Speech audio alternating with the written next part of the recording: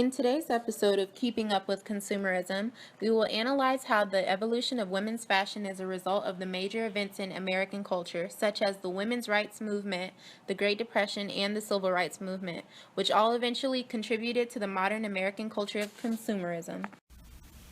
So, I think we should begin by briefly going over the general fashion trends in my time period of 1900 to 1920. Starting in the 1900s, dresses were extremely modest in terms of covering a woman's body, yet very extravagant as far as the materials they used. Additionally, corsets were very popular during this time.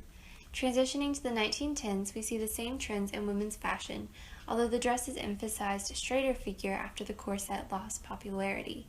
The 1920s saw a drastic change in trends. The dresses were loose, short flapper dresses, usually adorned with elaborate beading. So now that we have covered the basic trends in women's fashion from the dawn of the century to the 20s, let's look at history a little closer to explain the drastic change. Following World War I, the U.S. experienced an economic boom, creating more jobs and allowing women the opportunity to enter the workforce. Additionally, the country took huge steps towards equality between men and women with the passing of the 19th Amendment. In sum, both greater economic power and equality allowed women to make the drastic transition in clothing. I think it's also interesting to compare the clothing of this time period to today's fashion. At the beginning of the 1900s, dresses were handmade and very elaborate. Women probably only had a few outfits. One dress in today's value would have costed up to $350, whereas today dresses can be found as cheap as $20. This indicates a shift from quality to quantity due to the American culture of consumerism. So fashion in the 1930s was not as bold, androgynous, or daring as its prior decade. 1930s and 40s fashion was still romanticizing women's attributes. However, the stock market crashed in the year 1929. Then World War II crept up on the United States. Fashion industries had to become creative in manufacturing clothes at cheaper prices. They implemented zippers and cotton fabrics, seeing as they were readily available and easy to produce. Equally in the 40s, rationing played a major role due to the war effort as fabric was being used. Although times were rough, the fashion industry never halted their creativity and continued to push various trends like thick, clingy fabrics and big shoulder pads to accentuate the waist in the 30s, and bright colors and animal skins in the 40s. Women wore red, white, and blue to show off their patriotism in the United States, and cutouts were made as a major trend to show off the ideal body type, which was tall and slim. But why? Why were there haves and have-nots in times of economic downturn? Why would women sport red, white, and blue if there was a widespread wave of inequality in the United States? In this country, there are different socioeconomic classes, such as the high, middle, and low class.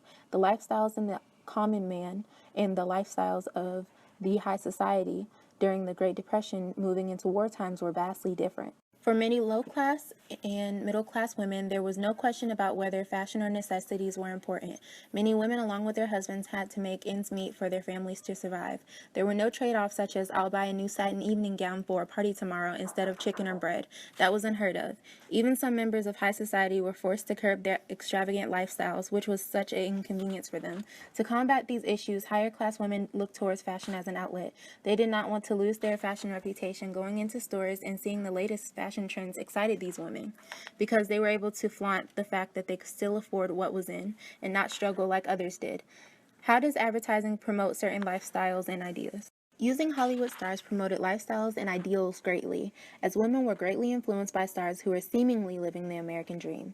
At this time, Joan Crawford was endorsing square-shouldered suits. Celebrities like her were used to attract the target demographic. So how did the fashion industry capture the eyes of the working class? Well, women of all economic status had to get jobs so that the men could go off into World War II.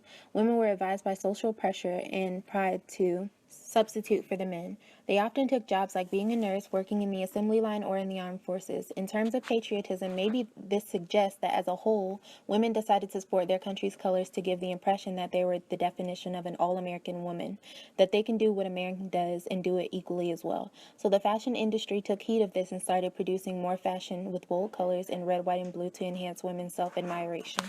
The 50s marks a great change for the evolution of women's fashion. Women wore bustier outfits with unpadded shoulders. This was the age of the baby boom, reason being men were coming back from war. Women wanted to start a family in hopes of living the American dream. This was also the age of rock and roll, and women wanted to appeal to men by wearing more revealing garments. In terms of consumerism, the fashion industry executed their plan of protecting and gaining the interests of all socioeconomic classes very well.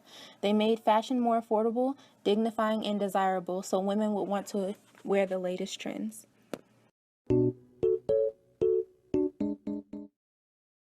In the 1960s, some major fashion trends first started off with slim-fitting clothing, which consisted of mostly elegant outfits, but the youth wanted to distinguish themselves from the adults and started getting more midi skirts, which were more revealing. More tie-dye and unisex clothing was introduced during this time. The 1970s started off with the debate over the length of midi skirts, and then transitioned with the start of more baggier clothes. In 1977, clothing started reversing itself by going back to slim-fitting clothing, which also revealed more skin, for example, by leaving shirts unbuttoned. The 1980s contained more color than the two previous decades. Major artists such as Cyndi Lauper, who introduced a new and alternative fashion trend, became an inspiration during the mid-1980s. Younger girls looked up to her style and replicated her teased hair, loud makeup, and colorful accessories. The 1980s introduced the fight of the brands, especially between Nike and Reebok, which were becoming more popularized during this decade since more and more people started wearing brand-name clothing. Two major political movements during these decades were the Civil Rights Movement and the Women's Movement. In the Civil Rights Movement, African American women fell victims to the European beauty standards, and with time started embracing their African features by accepting their natural curls, their flat noses, and thick lips, which they started viewing as beauty advantages. Kent clothing, which is native to ethnic groups in South Ghana, was becoming very popular among African Americans during the Civil Rights Movement. During the women's movement, women felt trapped to the patriarchal norms in fashion, and instead adopted various controversial fashion trends, such as jeans, miniskirts, blazers, and similar movements to today's Free the Nipple movement. During these decades of women's progression in the United States, women were tired of the designers of clothes who would always settle for patriarchal norms in fashion. Therefore, women began fighting consumerism by not conforming to the designer's image. During the women's movement, many women also began thrift shopping in order to loosen the dangerous grasp of consumerism. On the other hand, much of traditional African clothing that was used during the Civil Rights Movement is now being brought back to modern-day fashion. Overall, if we look at today's fashion, we find that it is somewhat reminiscent of earlier fashion trends. We are eyewitnesses to how consumerism has taken a toll on women's fashion throughout these decades, as well as in today's society.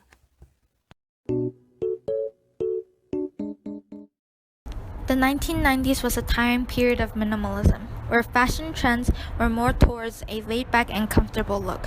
Everything was simple. People would wear black leggings with oversized sweaters. They would also wear unfitted floor dress, paired with big hair, jean jackets, kets, and ankle socks. It wasn't just about the comfortable look. They also had Western fashion.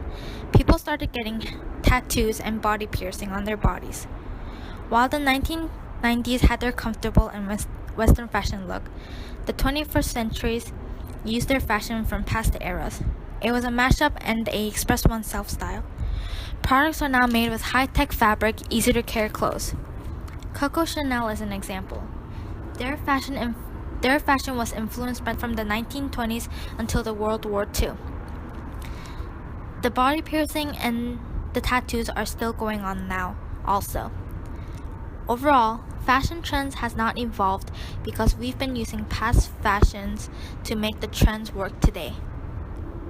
To grab the attention of a consumer's interest, stores should have clothes that are eco-friendly and should have mass-produced amount of them. Consumers want sustainable material and a toxin-free product. To back this evidence up, I found statistics. It says that 51% are willing to pay extra for sustainable and eco-friendly product. Another thing consumers want is the fast fashion, which is all about the quantity. Clothes are now being mass-produced and more importantly, they are more affordable to many consumers. Another way to grab consumers' interest is the actual retail price and the honest retail price. Stores shows us the actual price of a product, and then on the price tag shows us that they are willing to sell it for a lower cost.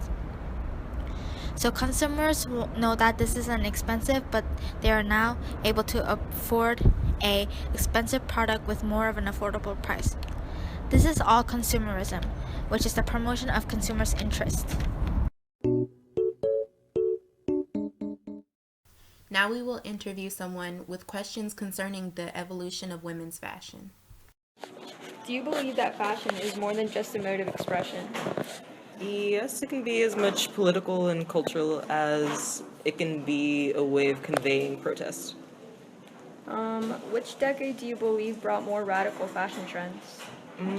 I'd probably say like late 60s, early 70s. You see a lot of political dissent with the Vietnam War. You see a lot of people kind of just being upset with their politics, kind of like now. Okay, and are there any fashion trends that are a result of political movements? Other than 60s, I would say definitely 1920s flapper fashion and 1930s Great Depression era. Thanks for keeping up with consumerism. Closing with Jenny Jung. Cue the jazz music!